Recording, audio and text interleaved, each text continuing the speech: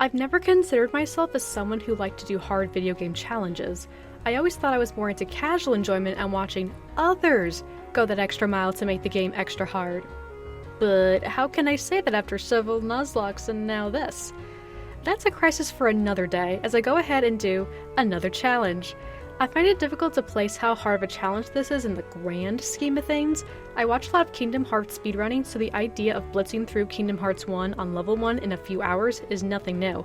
But can most people do that? Probably not. Can I do that? Definitely not. The reason I chose to do this is because that's basically the only thing I haven't really tried with the game yet. I've beaten the beginner, normal, and proud difficulties, and I've gotten the PS4 Platinum trophy. Level 1 was kind of the final hurdle, but I'm not going in without some help. I may be well experienced with the game, but that doesn't mean I know everything. I used regular Pat's guide to help me get through a lot of the bosses, though there were a few cases where I either couldn't do his exact strategy due to me not having the same resources, or that I found something different that worked better for me. Unlike me, he also went through all the Coliseum Cups, sealed all the keyholes, and defeated all the super bosses. It's a good video, and I'll link it in the description. That's not to say I can't do all that in the future. I still have the save file, so maybe I'll go back to it at another time. But for the sake of simplicity, and similar to regular Pat's video, I'm going to be mainly focusing on bosses, major encounters, and detours to help get useful items or keyblades. I will also be keeping a death counter, and at every boss I'll mention how many deaths I took from it. With all that squared away, let me, someone who loves the game but isn't always the best at it, show you that with a lot, and I mean a lot, of patience, you can beat the game's story on its actual hardest difficulty. This is my journey through Kingdom Hearts 1 at level 1. Before we start getting our ass handed to us, we have some important decisions to make. First off, make sure you set the game to Proud. EXP 0 is not an option at any other difficulty. When choosing which weapon to keep, the staff is by far the best choice. Magic is going to be crucial to this run, so getting that extra bar is extremely valuable. With what to give up, it's less important which one you choose. On level 1, you can't be one-shot from full health regardless of how beefy the enemy, but even if you're a point less than full, odds are an attack will kill you even after only a couple of worlds. With that logic, you could argue that shield would be what you toss, but I didn't think about that and ended up chucking the sword. After that are the cryptic questions from the Final Fantasy kids. The game never explains what these questions do, but the way you answer them does matter in kind of a major way. Your experience gain. Picking more option 2 answers, the midday route, results in a more standard experience gain, i.e. there's a gradual increase in experience needed to get to the next level. Picking option 1 answers, the dawn route, will lower how much experience you need for the first 50 levels, but then jump up for the other 50 to make up for it. This is good if you're trying to beat the game quickly, or in general don't plan on grinding much past level 50.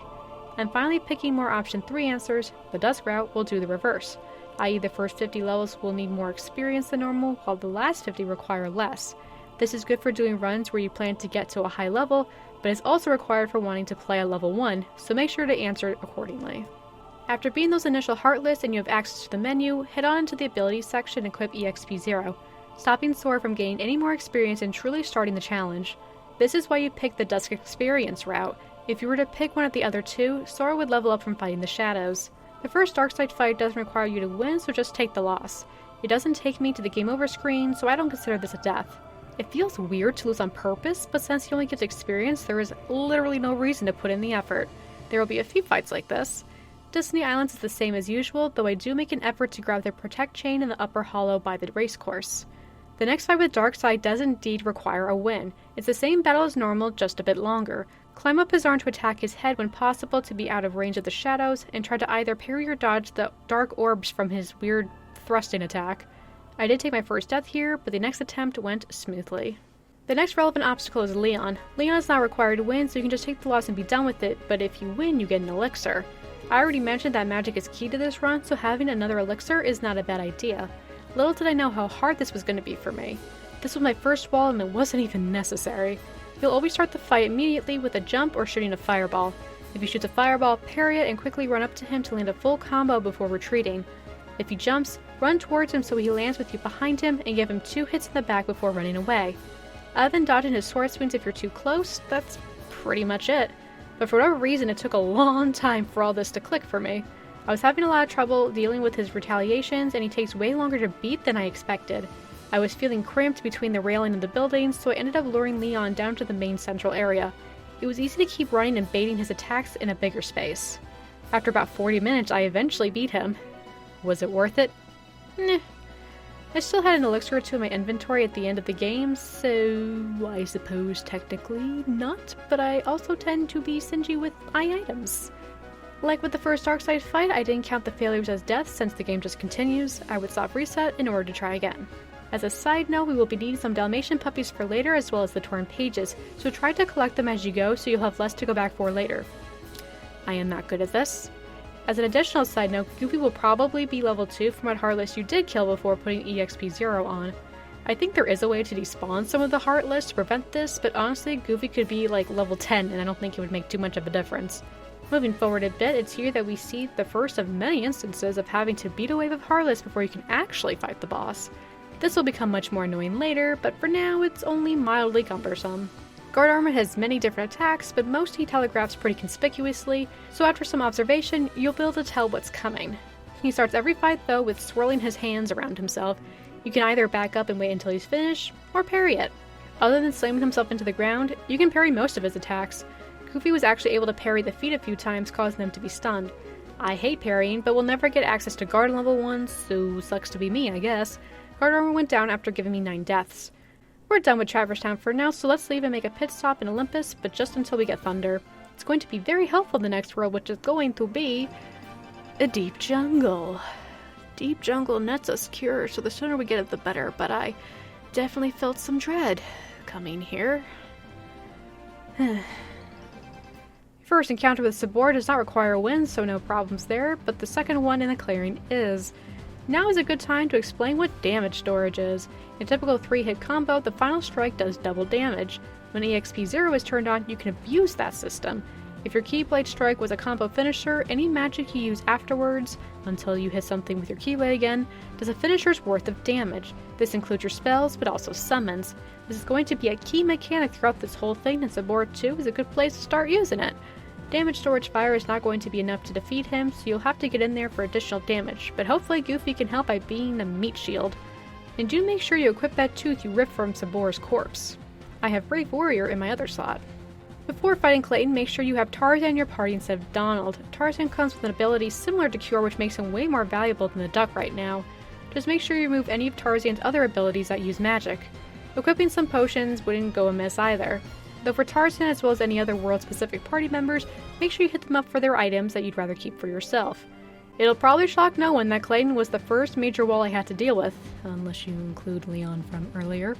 Phase 1 is him surrounded by some power wilds, which are optional to kill, but end up being pretty necessary. You could go for damage storage thunder, but I found myself easily overwhelmed by them, so I just panic thundered right away. Sometimes the multiple uses of thunder would hit the same power wilds, thinning the herd, and sometimes they would hit different ones, leaving them all alive, meaning I was probably going to die. Hooray RNG.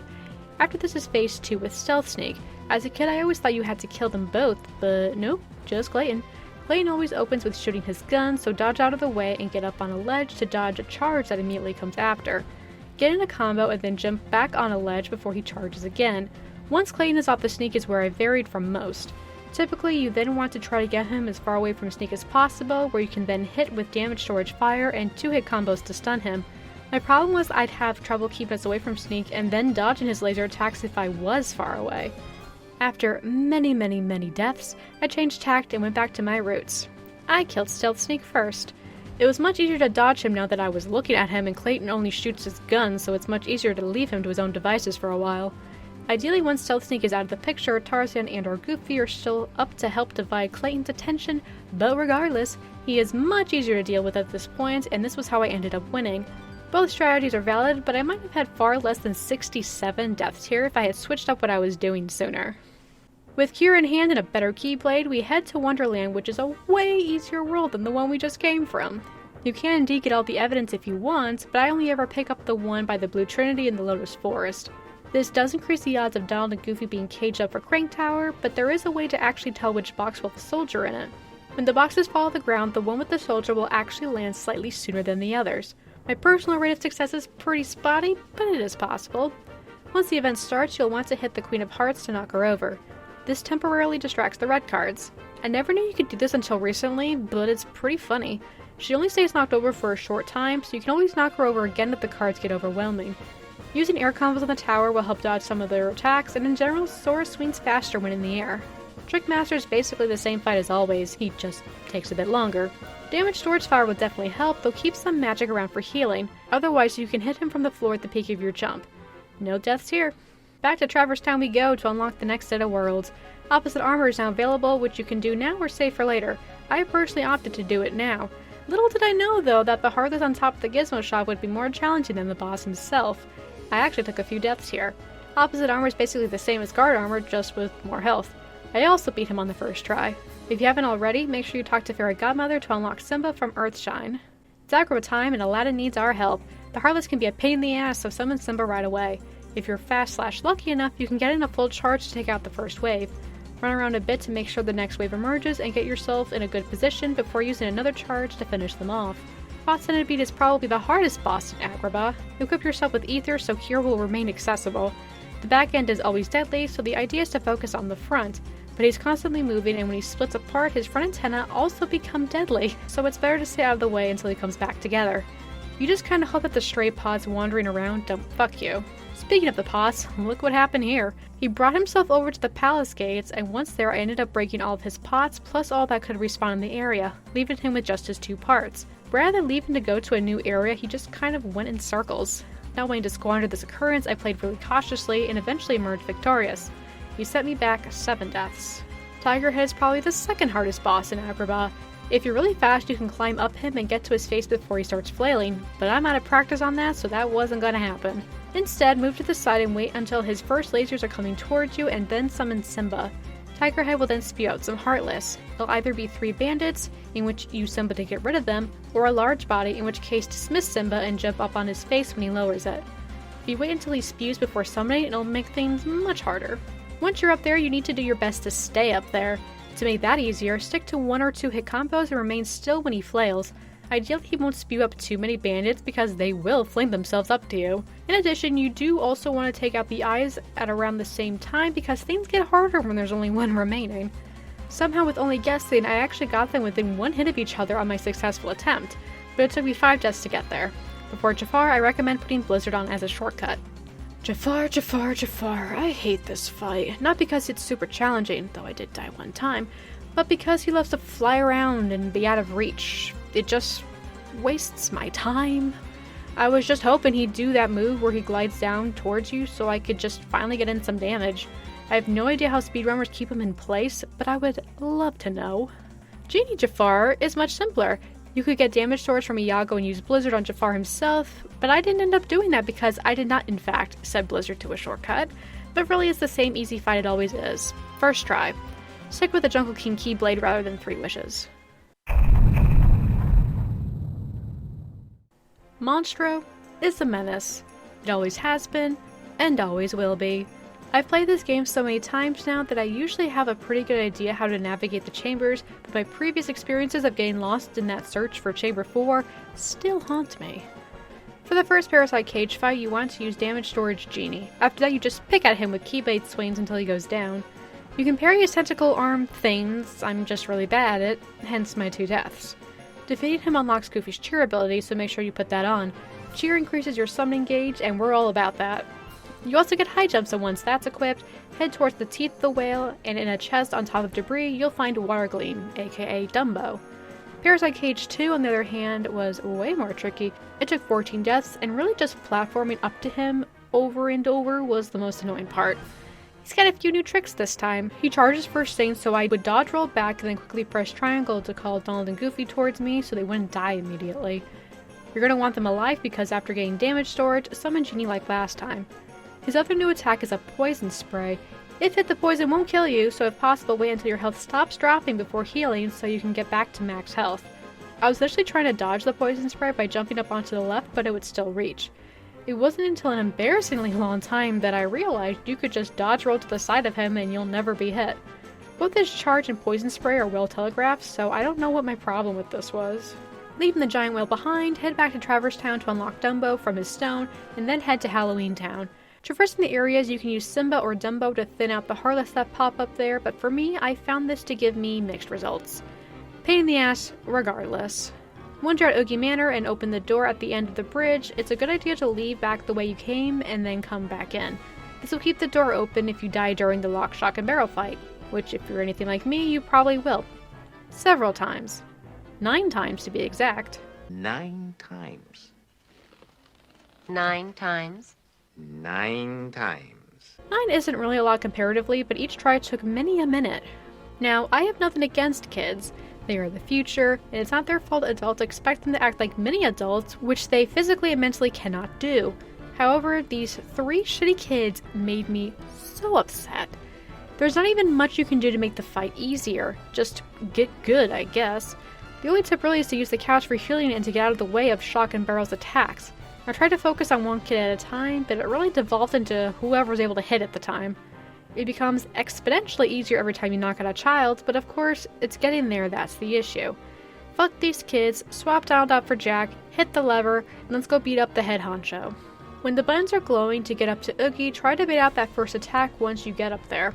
Then get damage storage before he knocks you back down. Summon Genie and try to position yourself so that his attacks will actually hit him. If you're better at parrying than me, you can parry his dice back at him while they're in the air or still rolling on the ground. This will cut out the random obstacles that he normally conjures up. But again, I'm not good at it, and I can only ever get a max of 2 dice parried. This fight is pretty standard after Genie though, so not much else to say. 3 deaths for me. Oogie 2 was actually the fight I was more worried about because we all know how great platforming in this game is. More stuff starts getting thrown at you after 3 or 4 blobs get destroyed, so it'll make your life easier to take out the ones further away and or the ones you personally have trouble getting to. You can also give the other blobs several smacks on the way so that you can take them all out quickly once you destroy those first few. Actually, if you target one and press triangle, Donald and Goofy can work on it. They can't break them, so that's a good way to get them to 1 HP. I personally didn't go that far and only died once, but a little extra help never hurts. Before leaving the world is the best time to pick up the chest on the ground by where the manor once stood, as well as the Red Trinity, since there won't be any Heartless around the area. Speaking of chests, getting to Halloween Town means that all torrent pages are accessible.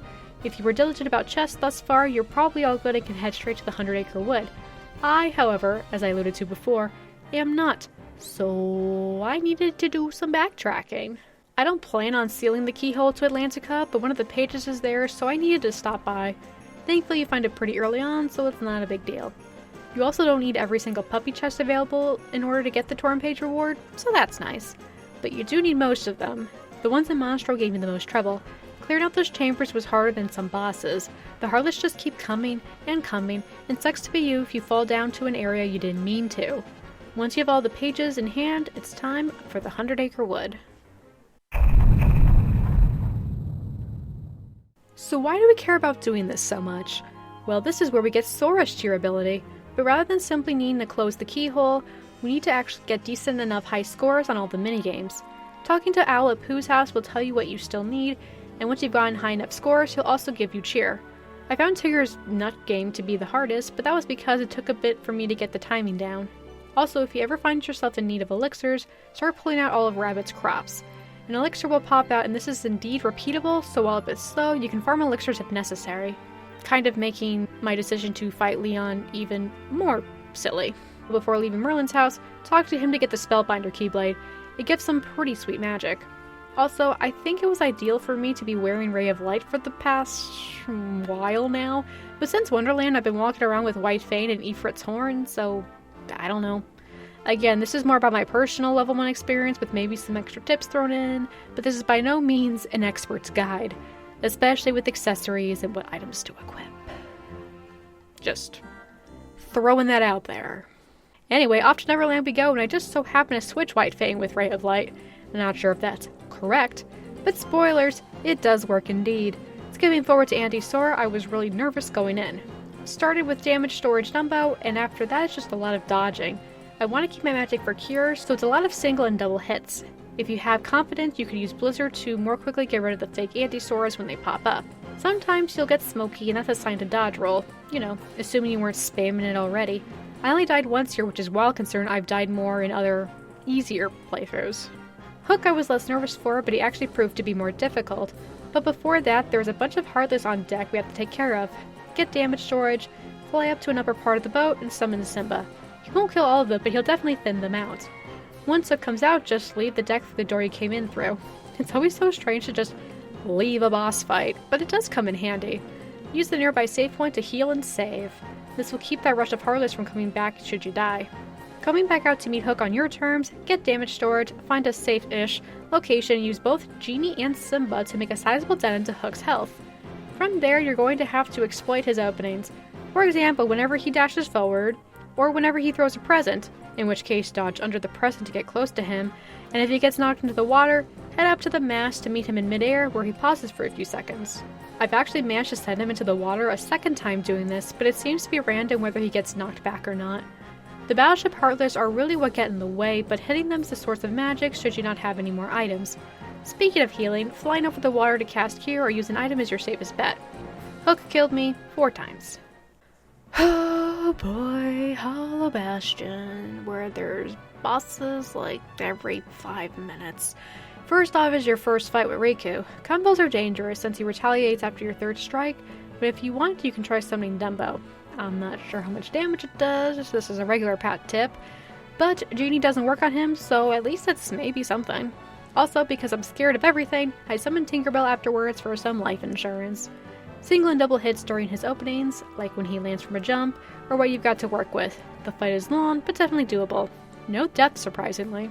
White Trinities are now unlocked, so head back to Wonderland to get the Lady Luck Keyblade.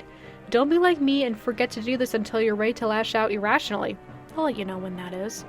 On your way to Maleficent, you come across those blocks you can raise and lower. If you hate dealing with those blocks, you can use what's called Dumbo Skip. Simply summon Dumbo when you get to this section here, and the height you can reach with him is enough so that you'll hang off this upper ledge once dismissed. It can take a few tries, but for me it's still way faster than trying to mess with those blocks. Glide down into the gap they reveal when raised, and get the Royal Crown item. It's pretty good. Maleficent isn't too bad either, though be sure to put Gravity on your shortcuts. Damage storage Genie, and if you're like me, then summon Tinkerbell. Gravity will be handy for bringing down her floating platform, hug the wall during her meteor attack to dodge the whole thing, and take out one defender to have one less staying in your way. If you kill them both, she'll just simply summon 2 of them again. Air combo her when you can, and that's basically all there is to it. I died 1 time. This also finally unlocks Donald's cheer ability, so throw that on for maximum cheering. Right after this is Dragon Maleficent, and this is where Hollow Bastion really starts to grind my gears. She's got melee attacks, long-range homing attacks, and AoE attacks. It's been a while since I've gotten stuck, so I guess I was due. Ideally what you want to do is first get damage storage. I usually hung back until she did that initial big stomp. Find a safe place to stand for a while, easier said than done. Resurrect Donald and Goofy, summon Genie, summon Simba, and then summon Tinkerbell. Now if you're finding yourself often killed by the homing fireballs trying to charge Simba, you could use Dumbo instead. But I think Simba does more damage considering how much she moves around, plus when Dumbo leaves you're simply dropped into whatever circumstances are happening at the time. But whatever's easier for you. Shirley doesn't have much health left by this point, but attacking her without dying is very tricky. Her giant AoE fire attack is probably the most deadly thing she does. If you find yourself in the middle of that, there's basically no escape. She killed me 17 times, and I'm happy to finally be done.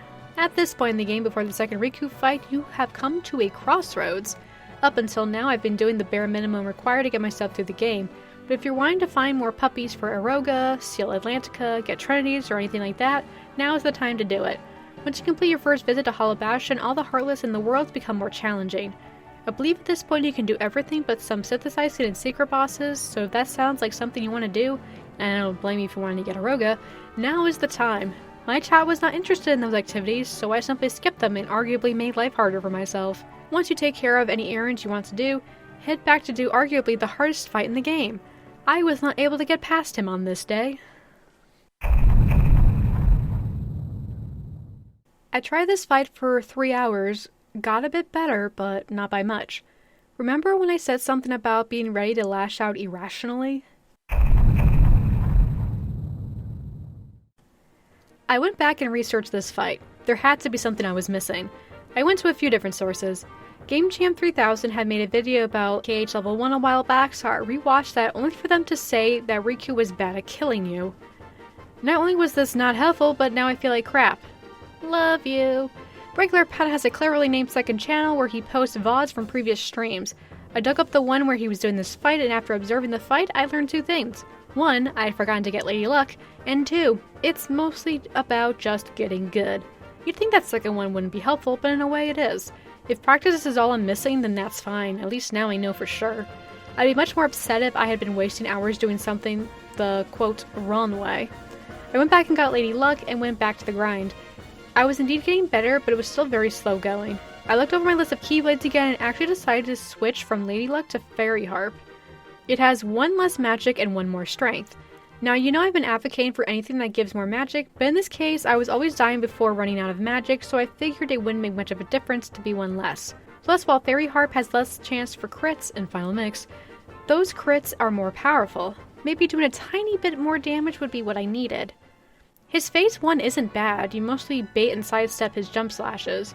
Phase 2 is when his hand starts glowing. He is more deadly like this, and it would be nice to simply say, oh, just wait until the glowing goes away, but once you get to Phase 3, his hand will always be glowing, so you're just gonna have to figure it out. In Phase 3, he'll also start doing his DM. As he's gearing up to do it, head towards the wall facing the door you came in from, and just glide against the wall. Other than his initial charge, which aims for you specifically, the others won't hit this area. It gets hard to squeeze hits in because sometimes he'll only been out of his DM for maybe 5 seconds before launching into another one. Just take heart that by this point, he really doesn't have that much health left.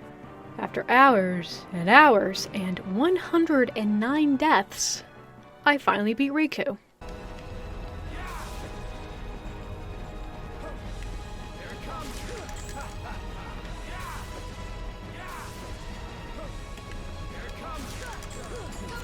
Yes! Yes! I can live my life again! It's over! It's finally over!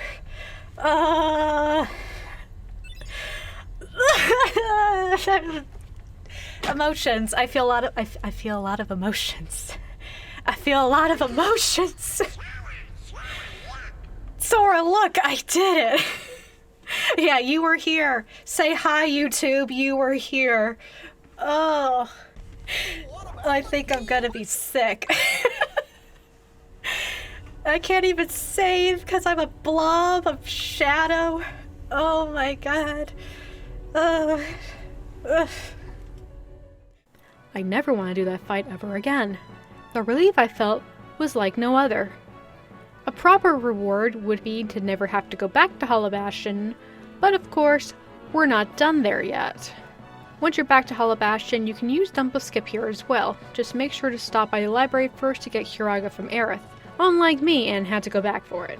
I'll never understand why you have to rediscover all the save points again on the second visit, it's just filler. By this point, I had switched back to Lady Luck. Luckily, the only thing at the end of the road here is a behemoth. Damage Storage Genie is handy, and if you're good on magic, you could damage storage Gravity for extra damage, but other than that, just dodge his nonsense and hit him with your Keyblade. I beat this on my first try. Make sure you have Mushu and then head to the end of the world for the final stretch. Navigating that initial space, try to get comfy spamming Gravity on Invisibles. It's going to be crucial later. Then there's that forced behemoth fight at the end, so I guess that's technically a boss. For whatever reason, I had more trouble on him than the last behemoth fight. I think this one is an archbehemoth? 4 deaths. Your world terminus will differ depending on how many keyholes you sealed. I had Olympus and Atlantica to do. Olympus was harder because while Simba is a good idea, I had trouble with the timing at first. Atlantica has easier enemies, and they're pretty susceptible to damage storage fire, for some reason. For Chernobog, you need to take out those invisibles in the room of very delayed relevance. Spam Gravity while lock-on switching and hope you're able to catch them. Chernobog is a place of instant gratification. When the opportunity presents itself, get damage storage, land behind him on the mountain, bring Dawn and Goofy back to life, and summon Mushu. Mushu is truly where damage storage shines. Since each individual fireball is a crit, Chernobog will be dead before Mushu leaves. It's ridiculous, actually. And a nice break to the nonsense that's been going on for the past while now. Until that room before Final Rest. This isn't a boss, but I mean, it's harder than most of them. It's wave after wave of the trickiest Heartless in the game. This would be my next wall. My shortcuts are now Stop, Gravity, and Cure. Several tries later, I had to call it for the day. Why do I need to fight another behemoth to get to the waves? It just slows everything down so frickin' much! We're pretty much expert on behemoths now, so no need to go over that again, but once he's down, super glide to a far end of the room. There's a sliver of opportunity between the behemoth dying and the dark balls coming in where you're out of combat. If you can catch it, you can use a Koch to fully heal your party before the chaos ahead. Once the dark balls are in, summon Mushu to take out most of them. You can also use Dumbo if you prefer. Dumbo will take out the dark balls quicker since he can hit multiple targets at once, but I personally want to delay the completion of this wave because I then want to summon Tinkerbell, fill my magic, and then finish off the dark balls. Once they're down, head to the middle of the room. A bunch of invisibles will fill the room, and once they're actually spawned in, you stop. And probably a second one to make as many as possible be still. Then go to town with gravity. For me, this was the hardest part. It was hard to stay calm and collected during such a situation, especially when I ran out of magic. When I had one invisible left, I alerted back over to the far side of the room, made sure Donald and Goofy were alive, and had enough magic to summon. As soon as the invisibles are done, make sure you're by that far side and summon Simba immediately. If you can get that first full charge out, the rest is free. Just keep using full charges and you'll have just enough to take out all the remaining waves. If it wasn't for Simba and summons in general, I'm not sure how you'd beat this. This took me 20 tries. At final rest, give Sora your best items, hold off on Donald and Goofy, and head in for the final boss gauntlet, that is Ansem. Ansem 1 is easy peasy. Just damage Storage Mushu like we did with Chernabog, and that's all there is to it. First try. This right here is your last chance to do anything with your menu, so at this point you want to divide your remaining good items with Donald and Goofy. Of course, Darkseid has to crash the party, but he's the same as always. You can damage Storage Fire to get through it faster, but I want to go into the next fight with as much magic as possible. First try. Ansem 2, however, was a huge pain in the ass. Mostly due to every time you die, you have to redo Donald and Goofy's items and fight Darkseid again. You could indeed do Donald and Goofy's items in Final Rest, but chances are high that some would get wasted during that first Ansem fight if they happen to get hit before you summon Mushu. Any deaths I took from Darkseid in redoing this fight, I just counted towards Ansem 2, since he was the reason it happened. The fight is difficult due to two dangerous attacks, his dash and his submit. The dash requires good dodge roll timing. He does a total of 5 dashes, but the 5th has a delay just to fuck with you. It also gets complicated if he gets caught on a wall. But I find that as long as you keep the rhythm, you're still good. Even if he misses a dash or two from being stuck, he's still on beat. Submit, however, is another story. I've never gotten a method down for dodging it, and if you get hit, you're basically required to waste all your magic to keep yourself alive. Even if you run from Ansem and do nothing while Guardian is on you, the Guardian will still deal damage every so often. It's unavoidable. A method for getting around this is to use Strike Rate to kill time during it since you're invulnerable, but you get Strike Rate from one of the cups in Olympus. I went back to get it, but Olympus was not going well, so I thought maybe Better Thunder would help for Olympus, so I went back to Atlantica, but I couldn't find the room where the sunken ship was, and now frustrated that this detour was taking way longer than I thought, I said screw it and went back to the grind. His DM is really the least of my problems. You can just outrun the Guardian bursting through the ground. I do eventually beat him, but it took 20 deaths and 2 of my 3 items. Not the best, but I am not redoing that. The good news, though, is that this was a checkpoint, as is pretty much every fight after this. No more having to redo previous fights just to get the chance to try again. But Ansem 3 is yet another wall, and I'm just so over all of this. At first it's not so bad. His dialogue alerts you to which of his 2 laser combos he's going to use. He sometimes summons those little bat-looking things, but if you fly far enough away, they'll just despawn. The real issue comes in when he goes into Phase 2. Or is it he's DM? I don't know what you call it. The one where he starts using the really long laser combo that barely gives you a chance to ever attack him. I didn't get past him on that day, but I wasn't going to stream again for a couple of days, so I opted to simply leave the game on until I came back. Again, I am not redoing Ansem 2 again. Motivation restored, I came back to this with the knowledge that it was just another get good situation. I was using Damage Storage Fire earlier in the fight sometimes, but at this point I've chosen to now save it for that big laser attack because it's easier than going up to hit him, and by then I just want the battle to end as quickly as possible. After not much time, I did finally win. It took 26 deaths, but it was done.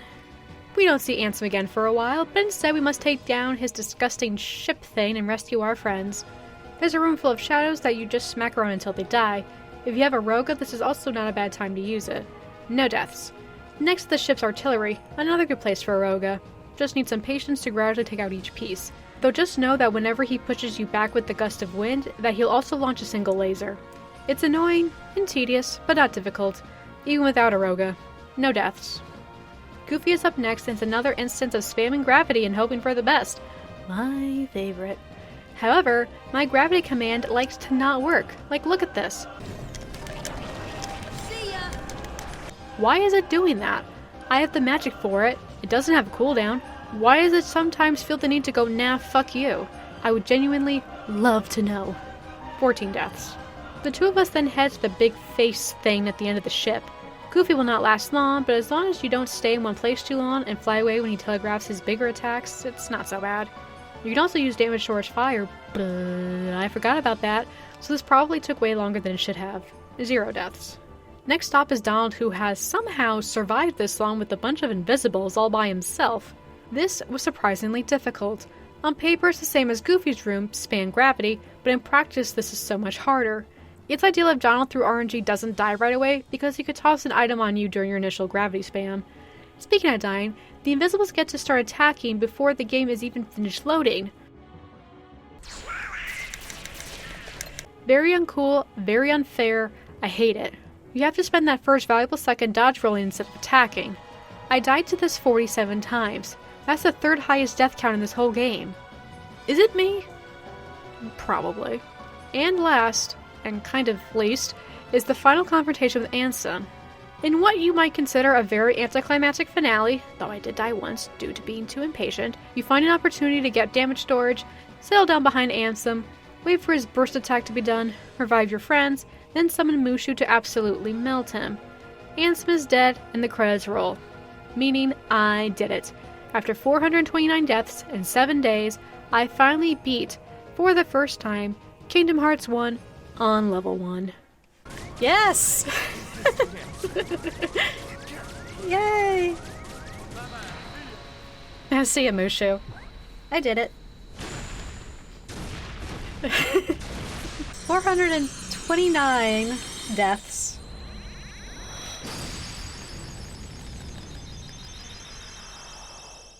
It was a long road indeed. I went into it knowing it was going to be like this, but that doesn't make defeats any less frustrating or victory any less sweet. I'm happy I finally did this. Not too shabby considering the feature was added to the game retroactively. But what about a game like Kingdom Hearts 2 that was built with the knowledge that level 1 would be a feature? Does that make things easier? I would love to do it sometime in the future, but not for a while. I need a break. I made a playlist on my second channel of the streams I did of this journey, and I recommend it. I filtered out a lot of the repetitive tries, so now you don't have to sit there and watch me die to Riku over 100 times. If any of you have taken on this challenge, let me know where I could have done something different. And if you never have, has this made you more or less likely to try? Let me know in the comments. With Kingdom Hearts 4 announced, I am more excited than ever for what's coming up next in the series, and so glad to be a fan. I hope you all take care, and I'll see you next time. Goodbye!